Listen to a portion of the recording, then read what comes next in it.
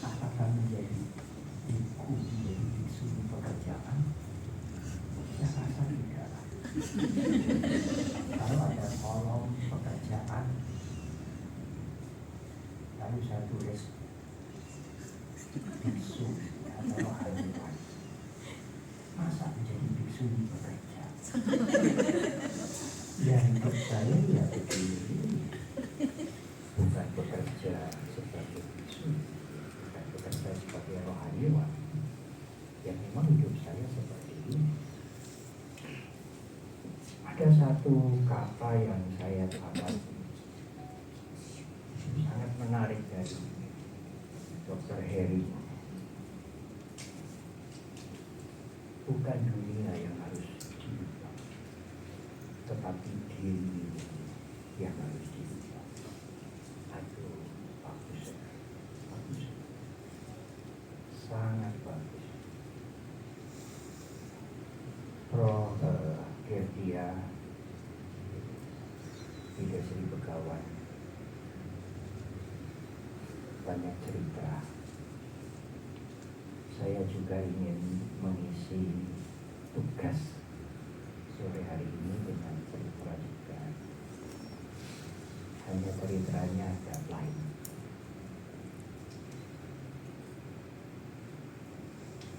Tema atau topik yang dibicarakan ini dimulai dengan bebaskan jiwa. Ya, kita semua mengerti bahwa kita semua ini adalah perpaduan dari fisik dan psikis, jasmani, dan ada yang menyebut dengan jiwa, batin, psikis, dan lain-lain yang non-fisik. Bebaskan jiwa, bebaskan batin. Tentu ada yang membelenggu, sehingga ada keinginan alami untuk membebaskan belenggu itu, sehingga batin atau jiwa itu menjadi terbebas.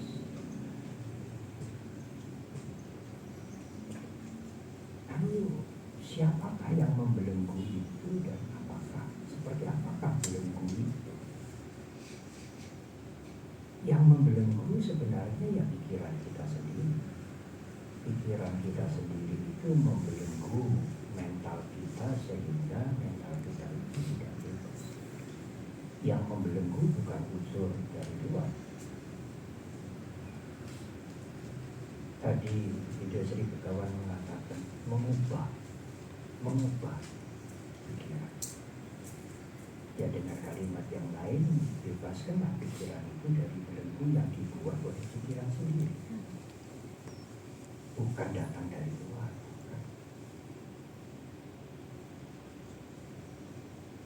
Dan pikiran itulah yang harus dirubah supaya bisa bahagia dalam bekerja.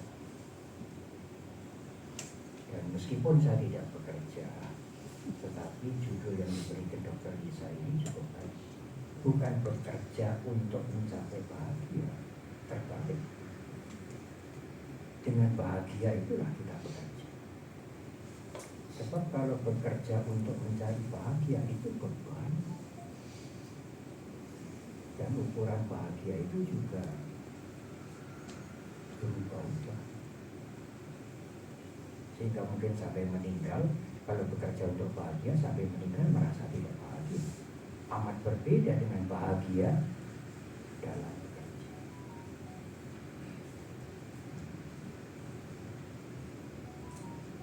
Ada beberapa cerita,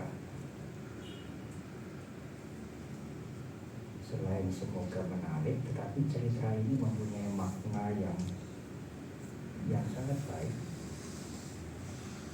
Sampai di Korea itu cerita ini seperti wajib dipahatkan, dituliskan di wilayah.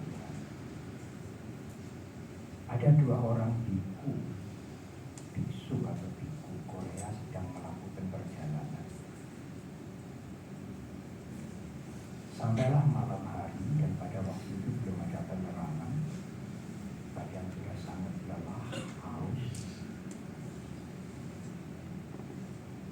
biksu ini lalu menemukan semacam gua yang kosong. Dia masuk di gua itu dan bersiap akan tidur. Tetapi hausnya ini bagaimana? Di kegelapan gua itu dia meraba-raba dan menemukan seperti cawan mabuk ada air. Dia minum air itu berdua. Meskipun tidak menghilangkan haus sepenuhnya, tetapi lumayanlah dia tidak nyenyak dengan tenang. Karena pikirannya tenang, fisiknya yang haus juga terobati. Begitu pagi dia bangun, alangkah terkejutnya. Ternyata tempurung yang berisi air itu yang semalam dia minum dengan enak. Tengkorak kepala manusia. Kalau malam itu dia melihat, setelah meminum itu dia melihat bahwa tempurung itu adalah tengkorak kepala manusia, dia tidak bisa tidur. Tapi pikiran dia malam itu tidak terganggu sehingga dia bisa tidur. Karena pikirannya tenang, pikirannya tidak terganggu, dia bahagia. Tapi kalau malam hari itu sebelum tidur dia melihat, ini tengkorak kepala manusia, pikiran dia meracuni dia sendiri, dia akan gelisah sepanjang. Cerita yang kedua, ada seorang ibu di Tibet mempunyai 2 anak laki-laki yang berdagang ke India. Setiap kali perjalanan, anaknya ini pulang setelah 2 minggu kadang-kadang 1 bulan. Sang ibu berpesan, anakku, kalau kamu ke India tolong mencari. Ibu mau apa? Aku mau relik. Relik itu sisa jasmani. Relik siapa itu? Relik Buddha. Kalau bisa gigi Buddha. Ya sekarang ini diyakini ada gigi Buddha yang di depan pagoda di Beijing 1, di Kandy, di Sri Lanka 1. Yang konon pada waktu kremasi gigi itu tidak terbakar oleh api.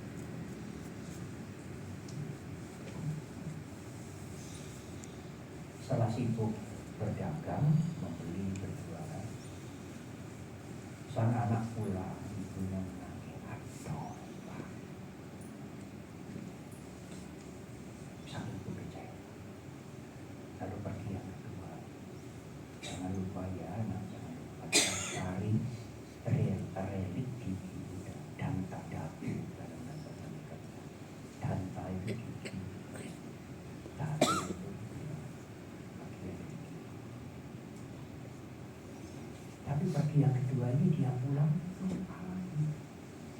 Sang ibu bilang aduh. Nah kalau nanti pergi yang ketiga, zaman dahulu waktu saya masih kecil saya kasih namanya, tidak ada apa itu HP atau kan ujungnya baju ini loh dibundeli. Saya waktu masih kecil masih sehingga ini ada janji.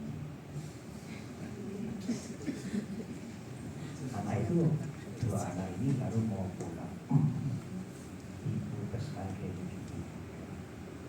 Tapi di mana? Relik-relik itu sudah masuk di stupa yang besar-besar itu. Dan stupa di zaman dahulu itu solid. Tidak ada ruangan yang kita bisa masuk di tengahnya. Berbeda dengan stupa yang dibangun sekarang.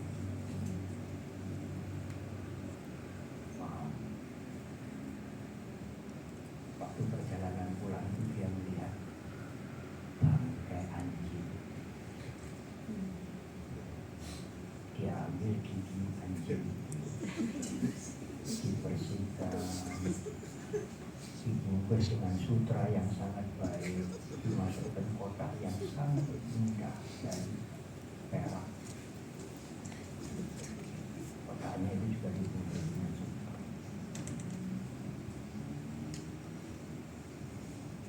Datang diberikan ibunya, aduh ibunya bahagia luar biasa. Relik yang diberikan oleh kedua anak laki-lakinya itu ditaruh di meja sembahyang. Dia pagi sore dia sembahyang. Sampai suatu ketika anaknya melihat ibunya ini waktu meditasi keluar sinar. Dia mencapai sesuatu yang sangat tinggi. Sang anak feel guilty, merasa menyesal. Suatu hari kedua anak itu memberanikan diri menghadap ibunya. Mohon maaf, mohon ampun, bahwa itu sebetulnya bukan relik Buddha, itu saya pungut dari bangkai anjing.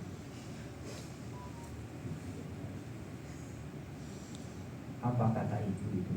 Tidak soal nak, aku sudah mencapai kebebasan.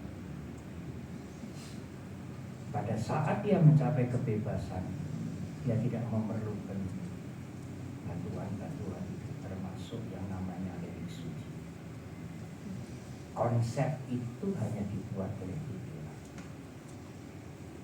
Sang anak mengetahui atau memungut itu dari bangkai. Tapi konsep yang dipunyai, pikiran, pemikiran yang dipunyai oleh ibu itu dididik. Dan sarana itu membuat dia terbebas pikiran dari semua mentally defiled kotoran. Dan setelah pikirannya terbebas, dia tidak perlu. Ini benda suci, ini tidak benda suci, ini pusaka, ini bukan pusaka. Itu juga hanya conceptual thoughts, konsep yang dibuat oleh pikiran kita sendiri. Dan kita itu dibelenggu oleh konsep-konsep itu.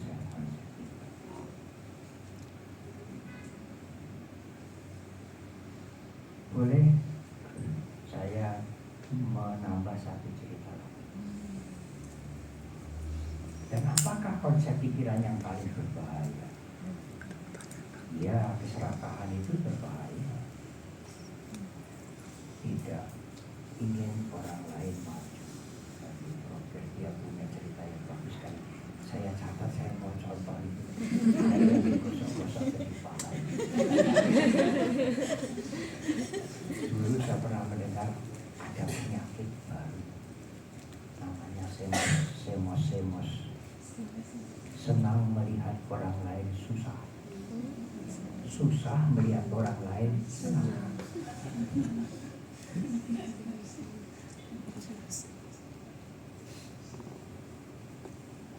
Kalau seseorang diberitahu, itu rumah si A itu semalam terbakar. Aduh, sorenya saya baru mau ngomong.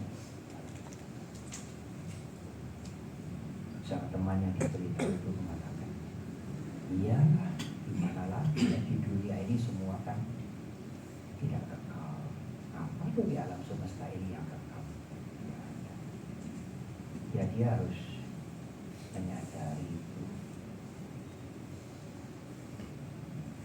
Dia bisa menanggapi dengan bijak, dengan wise, dengan tenang.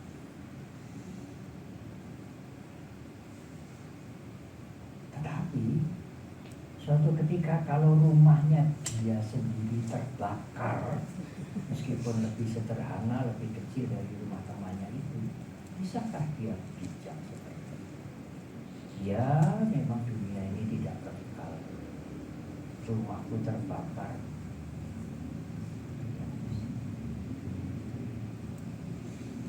Jadi yang membuat seseorang sedih, susah, itu karena rumahnya terbakar. Karena orang ini tidak susah terhadap rumah temannya yang terbakar. Tapi kalau rumahku terbakar, nah itulah penderitaan, suffering. Jadi yang menjadi masalah itu bukan rumahnya yang terbakar, rumah yang terbakar, kunya itu. Kalau mobil teman yang baru masuk selokan, masuk jurang, tabrakan, ya harus hati-hati lah kalau berlalu lintas. Tapi kalau mobilku, apalagi kredit belum lunas, penderitaan karena kunya itu. Jadi dia menderita itu karena mobilnya rusak, tidak, karena akunya yang melekat pada mobil. Kalau akunya tidak melekat pada mobil temannya, dia tidak menderita. Tetapi sang aku melekat pada mobil dia, maka dia menderita. Oleh karena itu, sebenarnya belenggu yang paling halus dan paling berbahaya membelenggu pikiran kita. Tapi apakah tidak boleh batin kita mengucapkan ini milikku, ini pulpenku, ini pekerjaanku? Boleh. Itu diperlukan dalam konteks bersosialisasi, berkomunikasi. Tetapi kalau kita ingin membebaskan pikiran kita dari belenggu yang sangat hebat itu dan halus tapi sangat berbahaya itu, gunakan kata-kata aku dengan awareness, dengan kesadaran bahwa aku ini sengaja saya gunakan aku ini hanya untuk berkomunikasi. Tidak ada aku yang sebenarnya. Saya merasa ini badanku, aku sedang bekerja, itu ulah pikiran semua. Kalau pikiran berhenti bermeditasi saat-saat tenang, aku itu tidak benar. Saat kita tidur nyenyak, aku itu tidak benar. Kamu kayak babi. Dia tidak mendengar, dia tidak mendengar. Tapi begitu dia mendengar, aku timbullah masalah. Siapa yang membuat masalah? Tanggapan pikirannya sendiri terhadap konsep. Ada satu guru meditasi mengatakan, kalau engkau dikatakan anjing, lihatlah ke belakang, apakah engkau punya ekor? Tidak boleh. Ya sudah, kalau bukan selesai. Karena aku ini manusia, aku ini bukan anjing. Nah itu yang menimbulkan kemarahan, kejengkelan, kebencian, kekejaman, dendam. Ini anakku, apa tidak boleh? Oh, ini masalah yang tidak mudah. Boleh. Tetapi hati-hati. Biasanya orang tua itu dengan kalimat yang agak jelas lebih kejam kepada anaknya sendiri ketimbang anak orang lain. Kalau anak orang lain kurang ajar, berbuat salah dan lain-lain, seseorang itu masih kalau memperingatkan, kalau menasehati harus hati-hati. Ini anak orang lain. Tapi kalau anaknya sendiri tidak peduli. Karena anakku harus sesuai dengan citraku, harus menjaga namaku, harus tidak boleh mencoreng aku, kukunya itu menimbulkan kebencian, kemarahan, kejengkelan, keserakahan. Jadi sebetulnya yang membelenggu mental kita, jiwa kita itu ya kita sendiri. Bukan ada kotoran dari luar yang nempel kemari. Oleh karena itu Dr. Heri mengatakan, di luar ini seperti apapun, kalau engkau bisa mengubah dirimu, engkau tidak akan terpancing.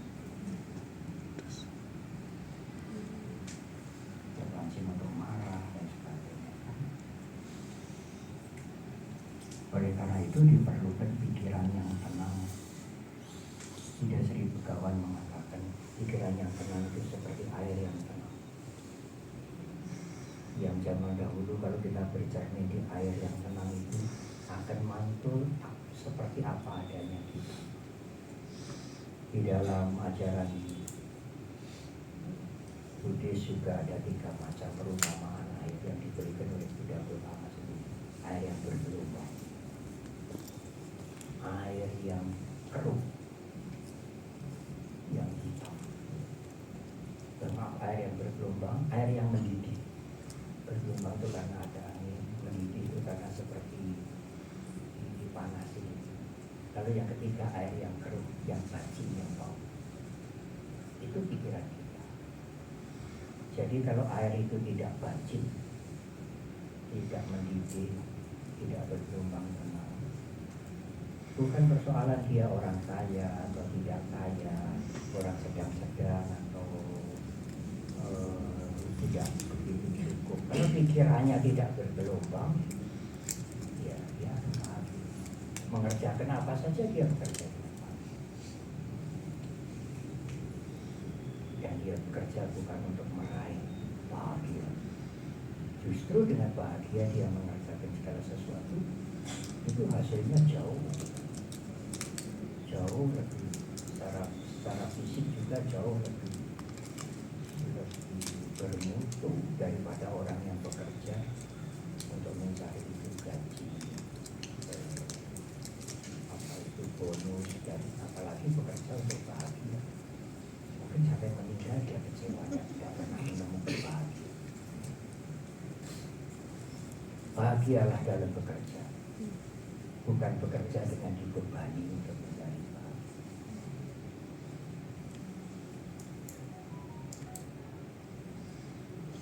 Mungkin nanti ada pertanyaan-pertanyaan yang bisa membuat pembicaraan ini menjadi lebih panjang. Tetapi itulah yang ingin saya sampaikan. Jangan berambisi mengubah dunia. Ya tentu kita mempunyai tujuan-tujuan itu membuat masyarakat menjadi lebih baik, lebih sederhana, lebih sejahtera. Tetapi suatu saat usaha-usaha itu mungkin dalam bahasa Jawa mentok, tidak bisa lagi. Pada saat itulah tiba waktunya kita harus mengubah diri kita.